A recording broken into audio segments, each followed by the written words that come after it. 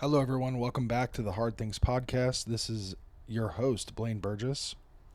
This is episode 42, and I know the title in advance. It's called I'm Surrounded.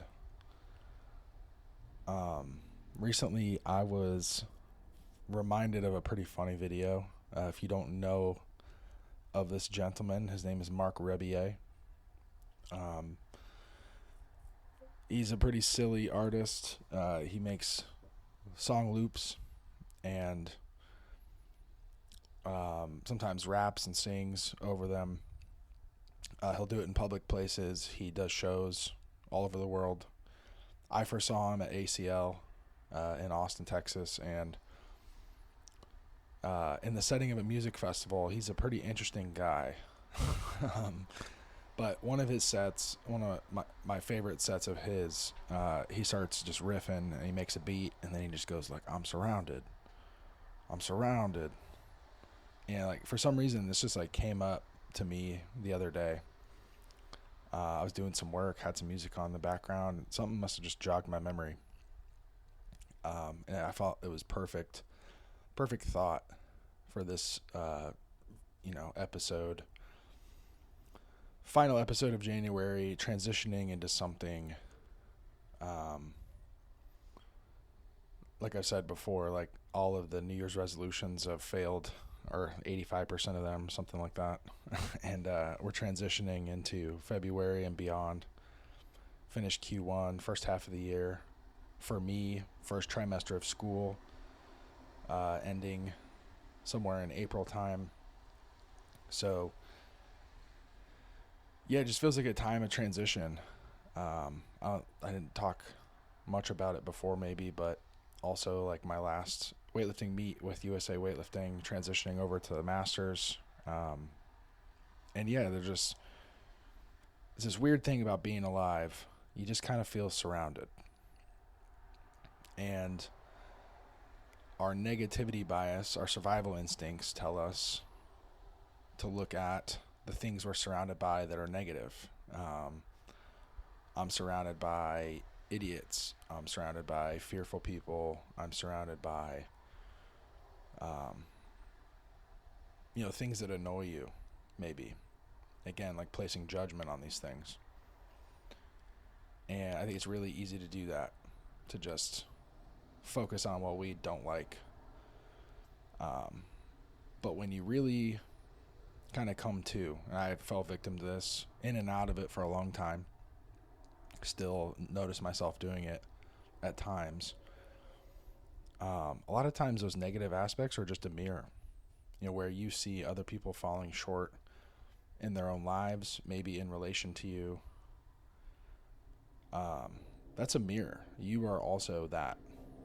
Whatever you are judging that person for, you have done it, probably recently, and let someone else down in a similar way, or kind of failed in your own life in a similar way, whether it's related to people or not. So there's also another aspect to being surrounded. Oftentimes harder to see, but we're surrounded by love. We're surrounded by absolute, just like stalwart willpower. We're surrounded by people speaking their truth. We're surrounded by people using their intuition to better the world.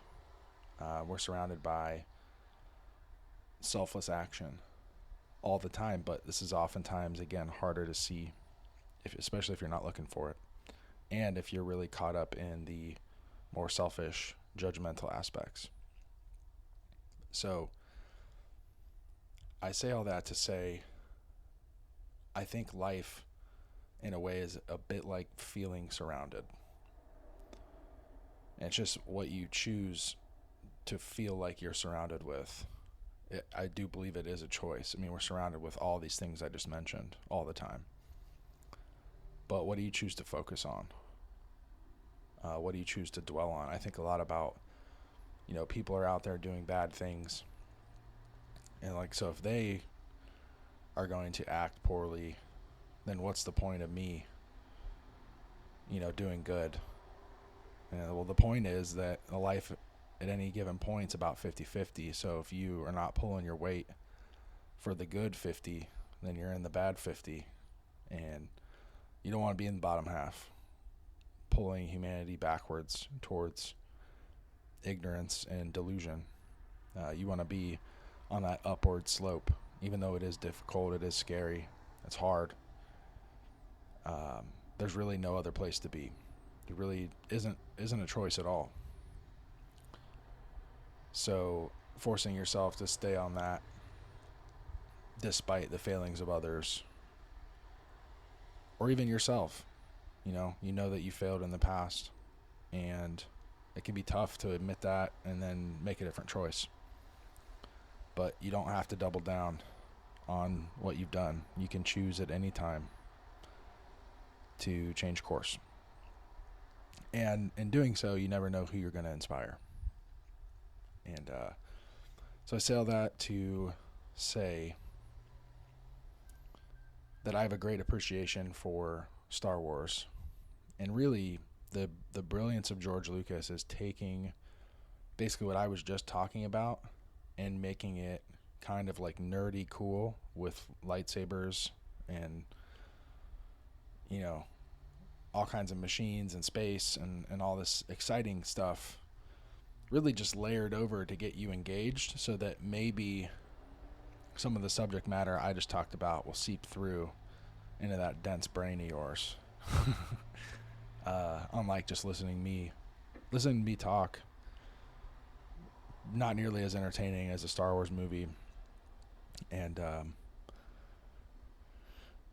but hopefully it sinks in anyways, or maybe you'll go watch the movies and then it will sink in. That's really my invitation to you. But what I mean is, you feel surrounded. It's kind of like the Empire, or just evil in general. The dark side is seductive, quick, easy to pull people in. That's why the Empire is so massive. It instantly creates a hierarchy where you can basically face and accept where you fall on the hierarchy. By oppressing others, you land higher on the hierarchy quicker. And I guess the only word for it really is seductive. I mean, it's just a seductive game to play. It's easy. And once you're accepted into the group, you have a lot of stability.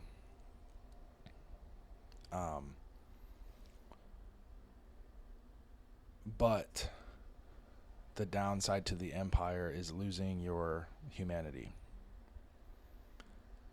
Again, your ability to make a different choice. Like, once you're in the zeitgeist, once you are making those choices regularly, it's so hard to make a different choice. I think about the newer trilogies. We can talk about the old ones, and those are just classics. But the newer trilogies maybe weren't as beloved as the older ones. I think nostalgia maybe had something to do with that. Like, if you're compared to the old trilogies, it's going to be hard to beat. But the new trilogies have a special place in my heart. It starts out with one of the stormtroopers leaving the Empire that became the First Order. So the Empire fell, the First Order just replaced it. And again, quick, seductive, easy. First Order just popped up right away, really with no issue, because the Empire left a vacuum. It was pretty much predestined to happen. Very easy. So this guy, Finn, is a stormtrooper, and just called by something. They call it the Force in the movies, but called to defect. He saves Poe. One of the pilots got captured, and they get back to the Resistance, and they find this map to Luke Skywalker. It's this whole big thing, but really it's almost kind of glossed over. I mean, people admire Finn for leaving the First Order, but he, at great personal sacrifice, did a really, really good thing. And they make his character kind of naive, and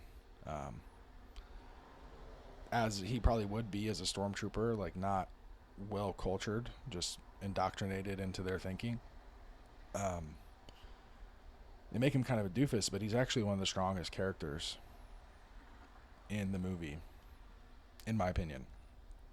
Also, lightsaber fights, Kylo Ren, the bad guy, just as a stormtrooper, versus, the a really high up, basically second in command in the First Order. Kind of a wild scene, a little bit unexpected for me.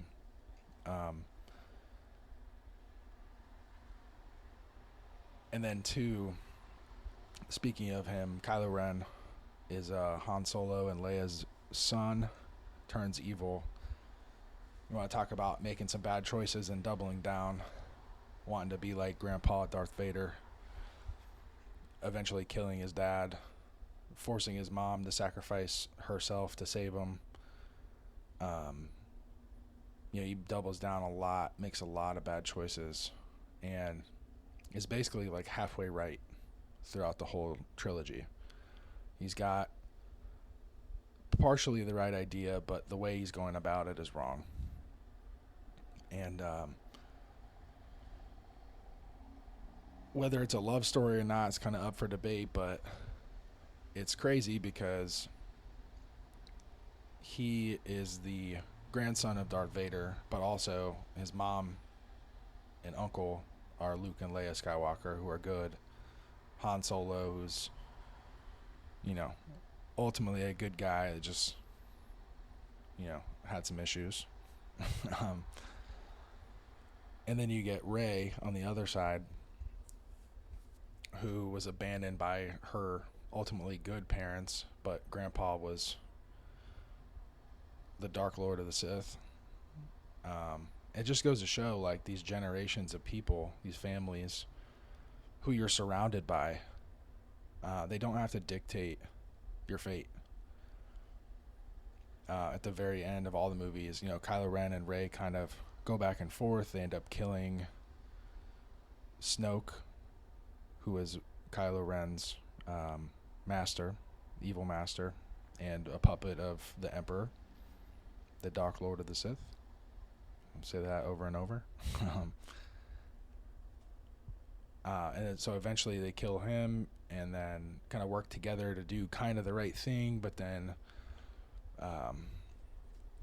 at this point Kylo Ren's like not ready to give up his evil entirely, and they finally get to the point where they're facing the Emperor. They've kind of duked it out, and Kylo Ren shows up as Ben Solo, and they fight the Emperor together. He kind of takes the L, and he gets thrown down a shaft, and then Rey is exhausted, essentially, fighting the Emperor. He gives her back some of the life force that she gave him to save his life earlier in the movie, and he sacrifices himself for her for the right reasons, and finally it kind of gets to the right answer. But all of this to say, like, in the end they got to the right answer. In the middle it got messy because their decisions were clouded by who they were surrounded by. If you surround yourself with the Empire, with the First Order, it's only going to make that inertia stronger. And I think in a way, it's like our desires drive us forward towards our destiny, but they are altered by inertia and by different forces. And sometimes our better desires get pushed to the side in favor of our maybe more weaker desires. And all of that struggle is valuable in my mind, but also maybe partially unnecessary. Again, like, you can choose to change your course at any point in the story. You could do it early on. And of course, in the Star Wars movies, that wouldn't make for a very good movie because then the plot would just be boring. It'd be like, oh, and Ben Solo's good again. Without killing his dad or doing any of the other stuff that he did. It makes it almost more, gives it more punch at the end when he eventually does come back from basically insurmountable odds. And I think that's what it comes to, is we respect kind of courage in the face of insurmountable odds. And sometimes it takes insurmountable odds, like the emperor being resurrected, for people to really figure out where they stand. It's times of trial and really hard times where you figure out who you are, and you realize what you're surrounded by isn't what you want, and you realize you need to be on a different path. And the deeper you go, the harder it is to pull yourself out. But in a way too, I think it can also act as a slingshot. The deeper you go, the stronger you get. So when you do eventually break out, it might have been messy in the process, but the break ends up being cleaner. There's no relapses, so to speak. So that's me just talking a lot about being surrounded. So this is going to be a little bit of a shorter episode because I'm going to combine this one with the next one. But I want to bring it back to kind of my initial point.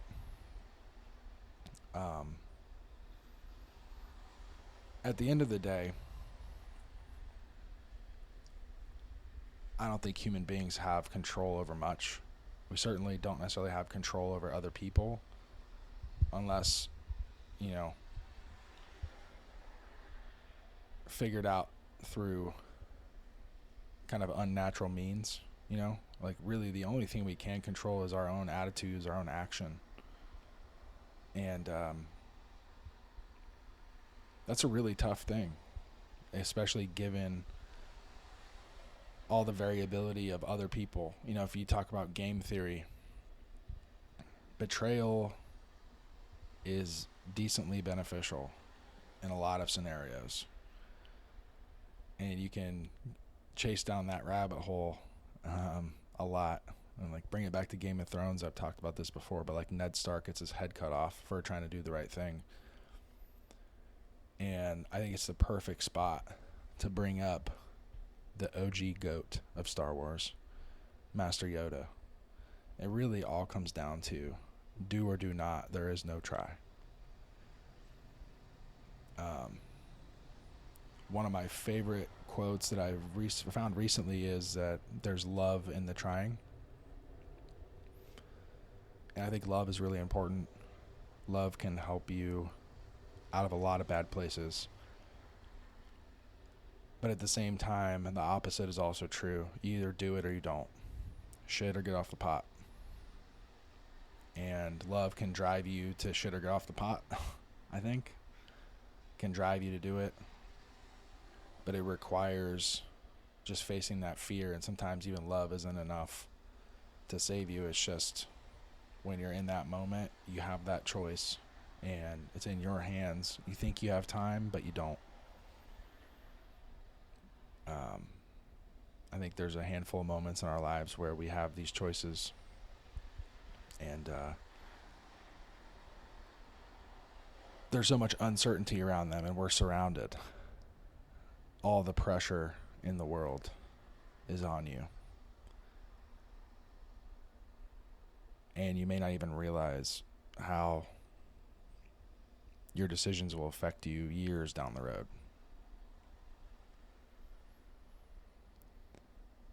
But not to sound like a Chinese fortune cookie again, even though fortune cookies technically aren't Chinese. Fun fact. Just American propaganda. Can't make diamonds without pressure. And as tough as it is to exert pressure on your environment and yourself, you have to execute. You have to push forward. This is why CEOs are so well respected, even though sometimes they're tyrants. Chief Executive Officer. If you think about what executive means, it means execute. And that's not people. You're not killing people. You're executing a vision. You're executing a plan. And it's the people in life that execute, that often succeed. They might fail at first, like lose a couple battles, but win the war. And you have to be able to make your choice in the moment and then live with it. So like I said before, the dark side is a little seductive. It's easier, it's quicker, might feel more secure in the short term. But can you live with your choices at the end of the day? And oftentimes, I think people are faced with their own weakness and decide to double down when it might be just as easy to make a better choice. You know, if all other things excluded, making a better choice in that moment. Just boiling it down to like, what is option A, what is option B? Don't think about past or future. Just what do I need to do now? Not concerned with outcome, not concerned with past outcomes. What do I need to do now that makes the most sense? And in a way, we can use our minds for this task. And I think that's important. But also, you got to use your heart. You got to feel it out. And I can tell you for a fact, the more I use my heart for this purpose, the better I feel. Even though I do take losses, things don't go my way, I genuinely believe that the path that I'm on now is better suited to me and who I am. Anything I've lost just wasn't for me or isn't for me yet. It might be coming, it might not be, but that's relatively out of my hands. The only thing I can do is execute today. Speaking of executing today, I'm recording this podcast technically a day early after being kind of perpetually behind this whole time. And I think I'm happy to say I give myself grace for missing my own deadlines before. But now I'm not sure exactly what changed. But I can say that I genuinely am excited for the next several couple episodes. I don't know why I just had a stroke, but there are, I think, a trilogy of books that I've been wanting to write. Super short, simple ideas, and to be honest, I'm Surrounded is the introductory chapter that I'm writing, and this podcast is a way of organizing that. So the upcoming, I think like 26, the next like 26 podcasts, basically half a year, is going to be me basically just riffing on the different chapters I need to write. So I plan on doing these episodes and then writing a chapter. And that's going to end up being the rough draft that turns into the finished product on down the line. So I'm excited to name these episodes and chapters, use this as like a pre-rough draft in a way. So yeah, chapter 0, I'm Surrounded. Very excited to write it.